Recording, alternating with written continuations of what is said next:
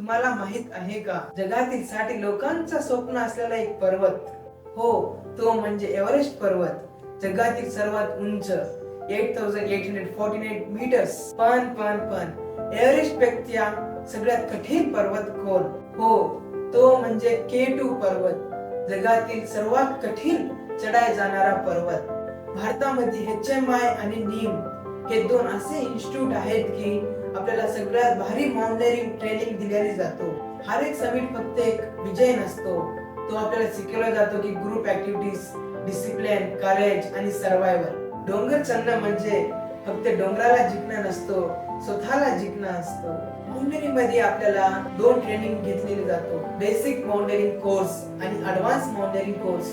तुम्हाला ह्या दोन्ही कोर्स मध्ये संपूर्ण माउंटेनिंगच्या बाबत शिकवला जातो, बेसिक नॉलेज आणि ऍडव्हान्स नॉलेज.